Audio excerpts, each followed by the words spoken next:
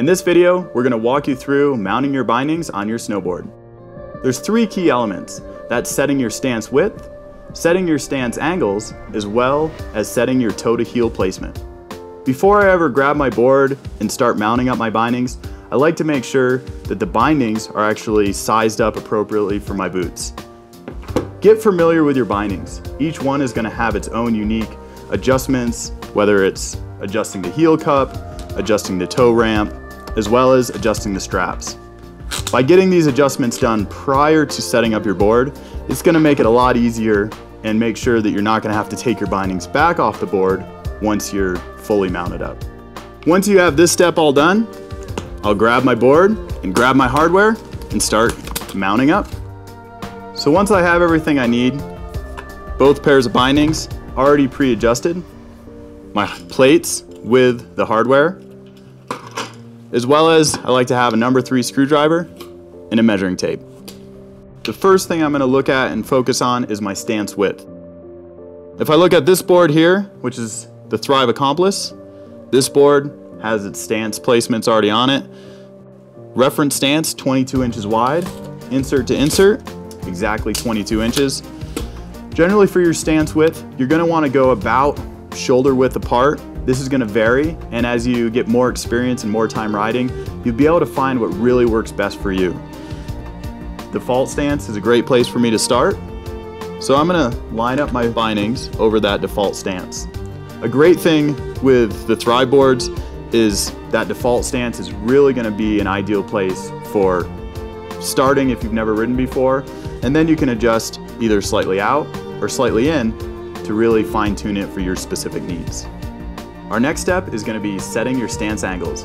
Our recommended stance angles are going to be 15, -15. This is really going to put the body in a good position and allow for smooth range of motion so that your hips, knees, and ankles are all in alignment. So when I mount my plates, I'm going to set them so the dial says 15. The next step, which is many times overlooked, is really going to be fine-tuning where the binding is placed, which means where your boot is placed.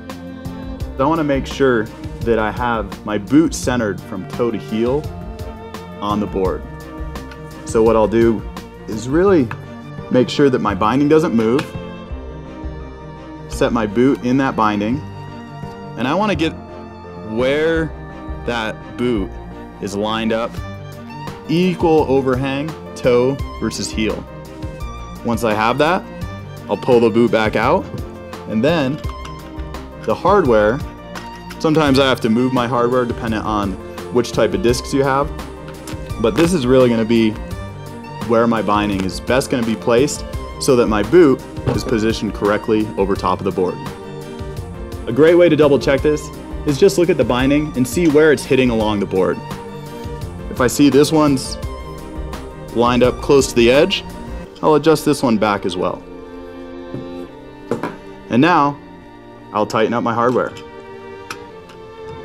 When you're tightening up your hardware, never just tighten one down as hard as it'll go. I like to get each one started, so a couple turns. And then just to be sure,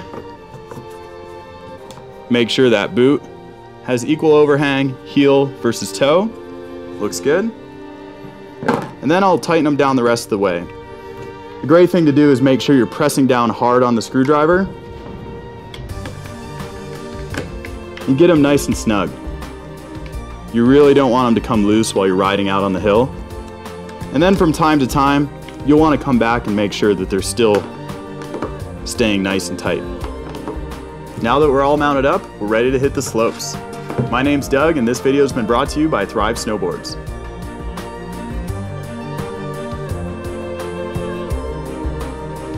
Be sure to check out our gear and other informative videos on thrivesnowboards.com and subscribe to our YouTube channel.